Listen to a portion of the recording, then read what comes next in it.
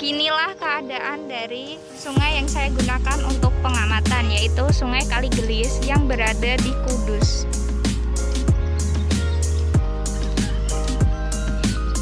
Airnya keruh dan terlihat ada sampah juga. Assalamualaikum warahmatullahi wabarakatuh. Perkenalkan, nama saya Maufi Ahdaziib dari Departemen Aquaculture 2019. Di sini saya akan melakukan pengamatan, yaitu pengamatan parameter fisika, kimia, dan biologi. Video ini saya ajukan sebagai pemenuhan tugas mandiri praktikum ekologi perairan dan fisika kimia perairan. Yang pertama yang akan saya amati adalah mengenai parameter fisika. Parameter fisika yang akan saya gunakan adalah mengidentifikasi substrat dasar perairan. Yang kedua adalah parameter kimia, yaitu saya akan mengukur pH yang ada di sungai ini. Yang ketiga adalah parameter biologi, yaitu mengidentifikasi makrozoobentos di sungai ini, yaitu Sungai Kaligelis. Parameter pertama yang akan saya amati adalah mengenai parameter fisika, yaitu identifikasi substrat dasar perairan. Di sini alatnya adalah gayung, terus saringan, lalu yang terakhir adalah nampan. Ya, yang pertama adalah parameter fisika, yaitu langkah yang pertama adalah dengan mengambil substrat dasar perairan, lalu dengan menggunakan gayung. Lalu setelah itu disaringan agar memisahkan antara substrat dasar dengan air.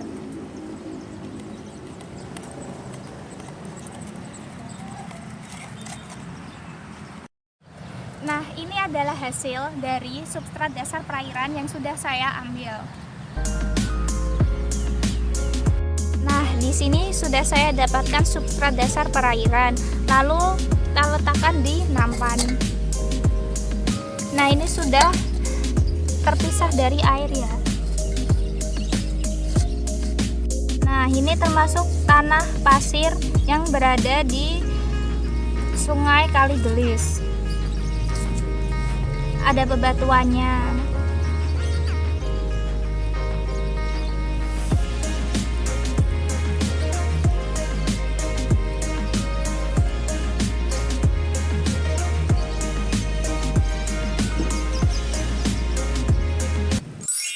Lalu parameter kedua yang akan saya amati adalah parameter kimia, yaitu mengukur pH dari air di sungai ini. Alat pertama yang saya akan gunakan adalah gayung untuk mengambil air, lalu indikator alami. Biasanya dalam pengamatan menggunakan kertas lakmus, tapi di sini saya akan menggunakan indikator alami. Gelas pertama akan saya isi cuka sebagai identifikasi dari asam. Lalu yang gelas kedua akan saya isi campuran dari obat mah dengan air biasa, yaitu sebagai mengidentifikasi basa. Lalu yang ketiga adalah air nanti yang akan saya ambil dari sungai di sini. Lalu yang akan saya gunakan di sini adalah kunyit sebagai indikator alami yang akan saya gunakan apakah di sungai ini basa atau asam. Di sini saya akan mengambil air sebagai sampel apakah air di sungai ini basa atau asam. Di sini di gelas pertama saya akan mengisi cuka sebagai identifikasi asam.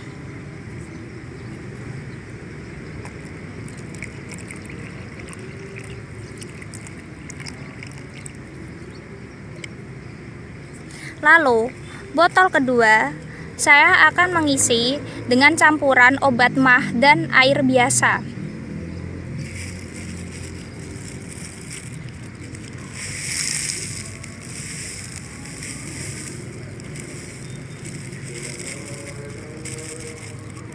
Sebagai indikator basa.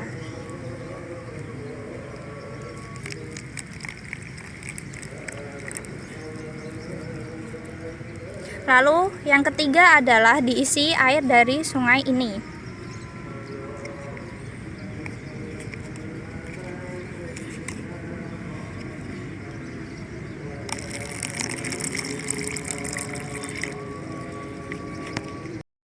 Di sini ada 3 sampel, yaitu cuka, air dari sungai ini, dan basa dari obat Prohma. Lalu kita masukkan satu persatu kunyit ke dalam larutan tersebut ini.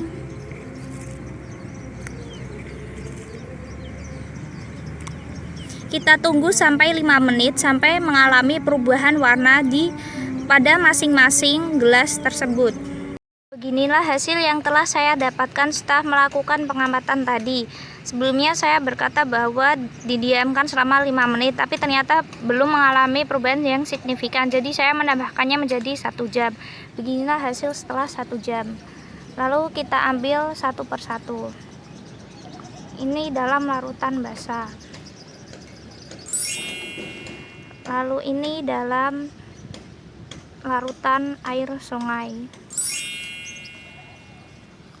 Lalu yang ini dalam larutan cuka atau asam. Lalu kita amati tadi sampel yang berasal dari basa mengalami perubahan warna menjadi lebih menghitam, sama juga seperti dengan sampel yang berasal dari air sungai ini. Lalu ini adalah sampel asam.